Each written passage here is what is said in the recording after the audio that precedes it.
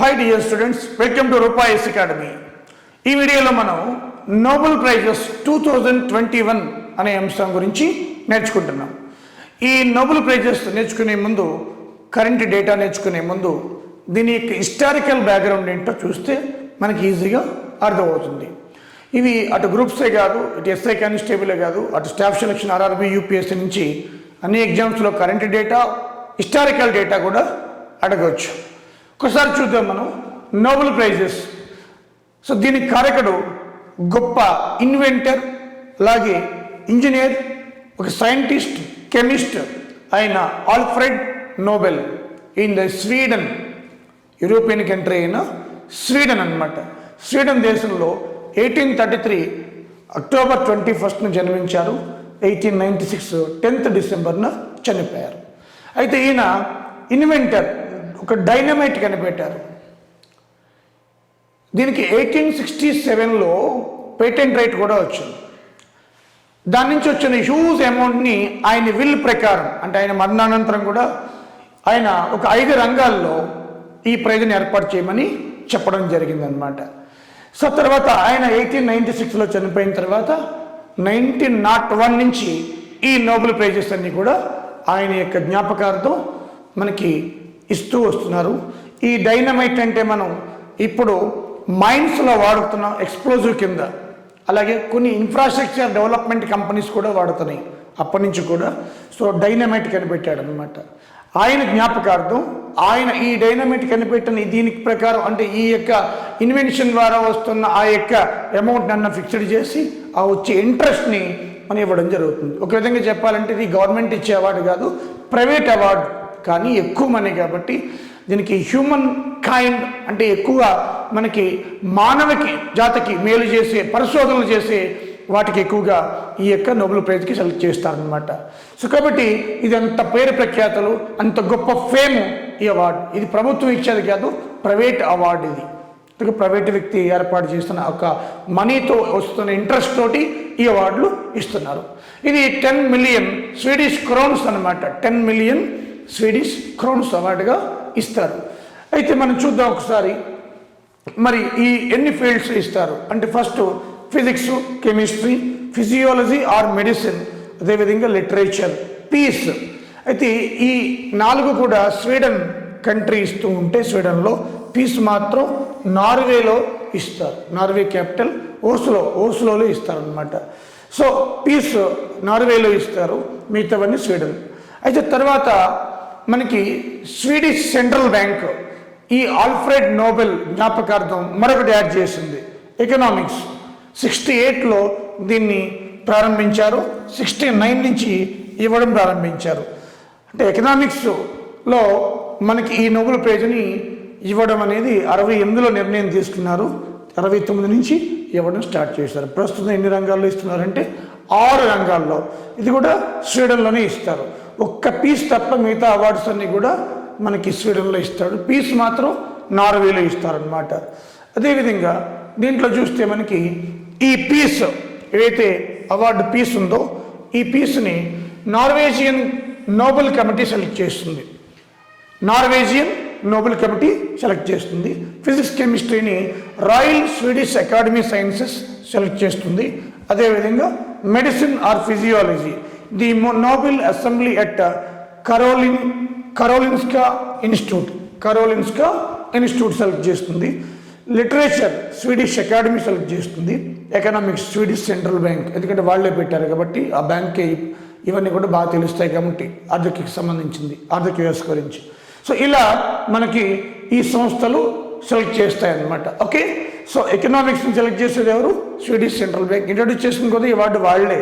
Literature మాత్రం Swedish Academy, medicine Karolinska Institute, అలాగే physics, chemistry Royal Swedish Academy of Sciences, peace మేము Norwegian Nobel Committee అనమాట. Okay, అయితే మనం చూస్తే మనకి ఇండియన్స్ ఇంతవరకు మనం ఫింగర్ టిప్స్ మీద లెక్క పెట్టచ్చు. 1913లో మనకి రవీంద్రనాథ్ ఠాగూర్కి వచ్చింది లిటరేచర్లో.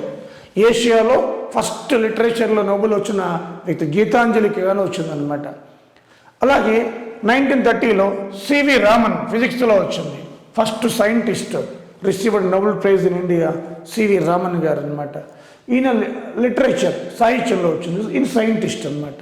అంటే ఏ సైంటిస్ట్కి ఫస్ట్ నోబెల్ ప్రైజ్ వచ్చింది అంటే మనకి సివి రామన్. అలాగే 68 హరగోవింద్ ఖురానా మెడిసిన్లో వచ్చింది, హరగోవింద్ ఖురానా మెడిసిన్లో వచ్చింది. అలాగే 83 సుబ్రహ్మణ్యం చంద్రశేఖర్ ఫిజిక్స్లో వచ్చిందనమాట, సుబ్రహ్మణ్యం చంద్రశేఖర్ ఫిజిక్స్లో వచ్చింది. 79 మదర్ తెరీసా పీస్లో వచ్చింది, మదర్ తెరీసా పీస్లో వచ్చింది. 98 అమర్త్య సేన్ ఎకనామిక్స్లో వచ్చింది, ముఖ్యంగా మైక్రో ఎకనామిక్స్లో వచ్చింది అనమాట. అలాగే 2009 వెంకట్రామ రామకృష్ణన్ కెమిస్ట్రీలో వచ్చింది, వెంకట్రామ రామకృష్ణన్ కెమిస్ట్రీలో వచ్చింది. 2014 కైలాస్ సత్యార్థి పీస్ శాంతిలో వచ్చింది, అంటే మదర్ తెరీసాకి కూడా పీస్లోనే, కైలాస్ సత్యార్థి కూడా పీస్నే. 2019 అభిజిత్ బెనర్జీ ఎకనామిక్స్లో వచ్చింది, అమర్త్య సేన్ కూడా ఎకనామిక్స్ అనమాట. ఓకే, వీళ్ళు అంటే ఫింగర్ టిప్స్ మీద లెక్క పెట్టచ్చు మనం. చూడండి, దీనికి కారణం ఏంటి అంటే మన యూనివర్సిటీస్ కానీ, మా ఐఐటీస్ కానీ, ఎన్ఐటీస్ కానీ ఇవన్నీ కూడా పరిశోధన మీద దృష్టి పెట్టాలి. సో ఇతర దేశాలకి మనకి అర్థమవుతుంది. ఒకసారి చూడండి, అమెరికాలో ఇంతవరకు 398 మెంబర్స్ నోబెల్ ప్రైజ్ వచ్చింది వరల్డ్లో హైయెస్ట్ వాళ్ళకి. తర్వాత యూకే యునైటెడ్ కింగ్డమ్ 137, తర్వాత 3వ ప్లేస్లో జర్మనీ వాళ్ళు ఉన్నారు. మనకి ఫింగర్ టిప్స్ మీద లెక్క పెట్టచ్చు. చూడండి, ఫింగర్ టిప్స్ మీద లెక్క పెట్టి వీళ్ళిద్దరూ, అలాగే 4, 3, 4, 5, 6, 7, 8, 9 మంది. దీన్ని అందరూ బై బర్త్ ఇండియన్స్ కూడా కాదు, ఇండియన్ ఆరిజిన్ ఉన్నారు మళ్ళీ. అంటే ఈ విధంగా మనకి ఎడ్యుకేషన్లో రాజకీయం ఉండకూడదు, పరిశోధన అనేది దీన్ని ఎంకరేజ్ చేయాలి, మనకి ప్రభుత్వాలన్నీ కూడా ఎంకరేజ్ చేయాలి. అయితే మనకు 2021కి ఈ సంవత్సరానికి మరి నోబెల్ ప్రైజెస్ వచ్చిన వాళ్ళు లిస్ట్ చూద్దాం. దాంట్లో మనకి ముఖ్యంగా నోబెల్ ప్రైజ్ ఇన్ ఫిజిక్స్ 2021 ముగ్గురికి వచ్చింది, 3 మెంబర్స్కి వచ్చింది. ఎందుకు వచ్చిందంటే కాంప్లెక్స్ సిస్టమ్స్ మీద పనిచేశారు వీరు, అంటే ఎర్త్ క్లైమేట్ రేడియేషన్ మీద ఎలా అబ్జర్వ్ అవుతుంది, ఎలా రేడియేట్ అవుతుంది, వీటి మీద పనిచేశారనమాట. సో దాంట్లో మనకి షుక్రో మనాబే, క్లాస్ హసల్మ్యాన్, జియార్గియో పారాసి, వీళ్ళు ముగ్గురికి కూడా మనకి ఫిజిక్స్లో నోబెల్ ప్రైజ్ వచ్చింది. వీళ్ళిద్దరూ కూడా for the physical modelling of earth climate, qualifying variability and reliability predicting global warming. So ఈ గ్లోబల్ వార్మింగ్ సంబంధించి మనం చూస్తే ఆ రేడియేషన్ కానీ ఇవన్నీ కూడా ఎర్త్ క్లైమేట్ ఎలా చేంజ్ అవుతుంది, ఎలా అబ్జర్వ్ అవుతుంది, ఇవన్నీ కూడా అందుకే మనాబే క్లైమేట్ మోడల్ అంటాం దాన్ని. సో అలాగే Parisi's for the discovery of the interplay of disordered and functions in physical system from atomic to planetary scales. అంటే ఈ రిలేషన్ అట్మాస్ఫియర్లో రిలేషన్, ప్లానెటరీ స్కేల్స్, డిజార్డర్స్, వీటి మీద పనిచేశాడనమాట పారిసిస్. సో వీళ్ళ ముగ్గురికి కూడా ఫిజిక్స్లో మనకి నోబెల్ ప్రైజ్ వచ్చింది. గియార్గియో పారిసి, క్లాస్ హసల్మెన్, మనాబే, వీళ్ళ ముగ్గురు కూడా షేర్ చేసుకోవాలి ఈ అవార్డుని, ప్రైజెస్ మొత్తం అనమాట. ఓకే, అదేవిధంగా మనం కెమిస్ట్రీ చూద్దాం. కెమిస్ట్రీలో మనకి బెంజమిన్ లిస్ట్, డేవిడ్ డబ్ల్యూసి మెక్మిల్లన్, వీళ్ళిద్దరికి కలిసి వచ్చిందనమాట. ఇద్దరు షేర్ చేసుకోవాలి. కారణం ఏంటంటే వీళ్ళు ఆర్గానిక్ అంటే మనకి అసిమెట్రిక్ ఆర్గానో క్యాటలిసిస్ అంటే ఏంటంటే ఒక న్యూ టూల్ అనమాట, పరికరం. దీన్ని ఉపయోగించి మాలిక్యులర్ కన్స్ట్రక్షన్ ఈ న్యూ టూల్ని మాలిక్యులర్ కన్స్ట్రక్షన్లో ఉపయోగించవచ్చు. తద్వారా మనకి మాలిక్యులర్ సెల్స్ను ఉపయోగించి సోలార్ సెల్స్ లైట్ క్యాప్చర్ చేయొచ్చు అనమాట. లైట్ క్యాప్చర్ మీద పరిశోధన చేశారు. అంటే ఇవన్నీ కూడా ఇప్పుడు కొత్త మోడర్న్ ఫార్మాస్యూటికల్ కంపెనీస్లోని కూడా ఇవి వాడుతున్నారనమాట. ఇది ఆర్గానో క్యాటాలిసిస్ కొత్త సిస్టమ్ వచ్చేసింది. సో క్యాటాలిసిస్ అంటే ఏంటంటే మనకి దీంట్లో చాలా రకాలు ఉన్నాయి. బయో క్యాటాలిసిస్ అని, అంటే మన బాడీలో ఆహారం తిన్న తర్వాత అది విభజన చెందుతుంది అన్నమాట, క్యాటాలిసిస్. అలాగే ఇక్కడ కూడా అంతే, ఫార్మాస్యూటికల్స్లో మనకి ఈ న్యూ టూల్ అయిన ఆర్గానో క్యాటాలిసిస్ వాడతారు. మాలిక్యులర్ కన్స్ట్రక్షన్ ఉపయోగించి ఈ కొత్త పదం అనమాట, మాలిక్యులర్ కన్స్ట్రక్షన్ని మనకి ఇప్పుడు అంతా కూడా ఫార్మాస్యూటికల్లో ఇదే వాడుతున్నారు, మాలిక్యులర్ కన్స్ట్రక్షన్ని.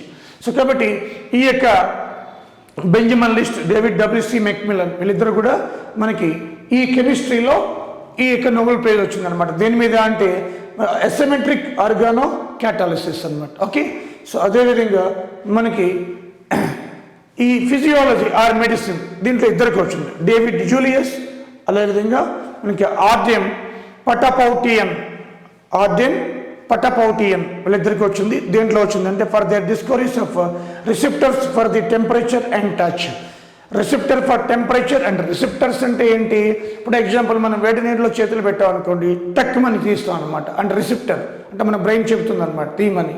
సో ఆ విధంగా మనకి ఇక్కడ అయాన్ ఛానల్స్, ఆ అయాన్ ఛానల్స్ కారణమైన టీఆర్పీవీఎం, టీఆర్ఎంఏట్ వీటి కనిపెట్టారు.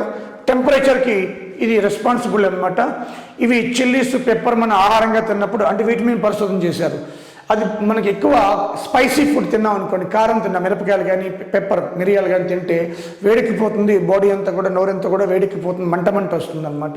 దాని మీద పరిశోధన చేశారు. హీట్ ఎలా జనరేట్ అవుతుంది, ఈ అయాన్ ఛానల్స్ ఎలా యాక్టివేట్ అవుతాయి, చిల్లీస్ పెప్పర్ తీసుకున్నప్పుడు హీట్ ఎలా జనరేట్ అవుతుంది, వీటి మీద కూడా వాళ్ళు పరిశోధన చేశారనమాట. ఓకే, సో దానికి గాను వాళ్ళకి మనకి ఈ మెడిసిన్ ఆర్ ఫిజియాలజీలో డేవిడ్ జూలియస్, ఆర్డెన్, పటాపౌటియన్ వీళ్ళకి ఈ యొక్క మనకి నోబెల్ ప్రైజ్ ఇచ్చారు. అలాగే నోబెల్లో లిటరేచర్ సో ఎవరికి వచ్చిందంటే అబ్దుల్ రజాక్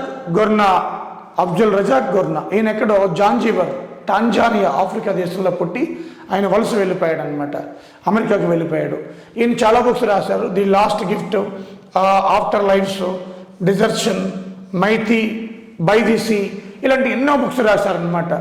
అంటే ఈయన కలోనియలిజం అంటే మనకి వలసవాదం మీద ఈయన ఎన్నో బుక్స్ రాశారు. వలసవాదం మీద నన్ను స్వయంగా అనుభవించాడనమాట, అందుకే బుక్స్ రాశాడు. దానికి గాను వలసవాదం మీద బుక్స్ రాసినందుకు గాను ఈయనకి ఈ అవార్డు వచ్చిందనమాట. ఓకే, సో అదేవిధంగా మనం చూస్తే మనకి peace prize, Nobel peace prize ఇది ఇద్దరికి వచ్చిందనమాట. ఒకరు మరియా రెస్సా, ఫిలిప్పైన్స్. ఈ ఫిలిప్పైన్స్లో ఆమె ఫిలిప్పైన్స్ యొక్క గవర్నమెంట్కి వ్యతిరేకంగా అంటే ఆ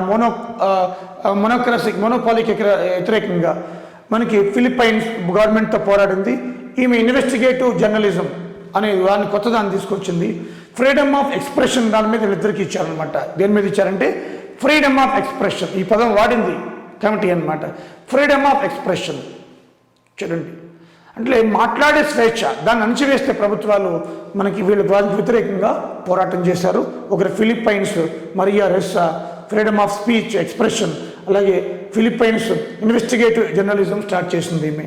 అదేవిధంగా ఈయన దిమిత్రీ మొరతోవ్. ఈయన దిమిత్రీ మొరతోవ్ అంటే రష్యా అనమాట. రష్యాలో మీకు తెలుసు వ్లాదిమిర్ పుతిన్ ప్రభుత్వం ఈ మధ్యకాలంలో ఆయన మీద చాలా విమర్శలు వచ్చాయి. అపోజిషన్ లీడర్ని కూడా, నావెల్స్కోని కూడా ఏదో విషప్రయోగం జరిగిందని కూడా న్యూస్లో వచ్చింది. ఇవన్నీ కూడా ధైర్యంగా ఎదుర్కొని వాస్తవాలను బయటకు తీసుకొచ్చి మనకి నోవాజా గెజెటా అనే ఒక న్యూస్ పేపర్ని కూడా మనకి జర్నల్ కూడా స్టార్ట్ చేశాడు ఆయన. రష్యాలో ఈ యొక్క ఫ్రీడమ్ ఆఫ్ ఎక్స్ప్రెషన్కి సపోర్ట్ చేస్తూ ఎగెనిస్ట్ మోనోపాలీకి, ప్రభుత్వాలకు వ్యతిరేకంగా ఈయన జర్నలిజం, ఇద్దరు కూడా జర్నలిస్టులే అనమాట. నోవాజా గెజిటా ఒక జర్నల్ కూడా స్టార్ట్ చేశాడు అనమాట ఆయన. సో వీళ్ళిద్దరికి కూడా నోబెల్లో పీస్ ప్రైజ్ వచ్చింది. ఓకే, అలాగే ఇకపోతే లాస్ట్ ఎకనామిక్స్. ఇది స్వెర్జిక్స్ అంటే స్వీడన్ రిక్స్ బ్యాంక్ ప్రైజ్ అంటే స్వీడన్ సెంట్రల్ బ్యాంక్ అనమాట. ఈ సెంట్రల్ బ్యాంక్ ప్రవేశపెట్టింది కాబట్టి దీనికి ముగ్గురు ఇచ్చారు ఈ సంవత్సరం. 3 మెంబర్స్కి వచ్చింది. David Card and Joshua Angrist and W Imbens. వీళ్ళ ముగ్గురికి వచ్చింది, డేవిడ్ కార్డ్, యాంగ్రిస్ట్, ఇంబెన్స్. మరి వీళ్ళు లేబర్ మార్కెట్ దాని ఇంపాక్ట్ ఎలా ఉంటుందో వాటి మీద మనకి ప్రయోగాలు చేశారు. For empirical contribution to labour economics, labour market మీద పరిశోధన చేశారు వీళ్ళిద్దరు. ఈయన డేవిడ్ కార్డ్, వీళ్ళిద్దరు మాత్రం for the methodological contribution to the analysis of మనకి కాజల్ రిలేషన్షిప్. కాజల్ రిలేషన్షిప్ అంటే cause effect, cause and effect ఏ విధంగా ఉంటుంది.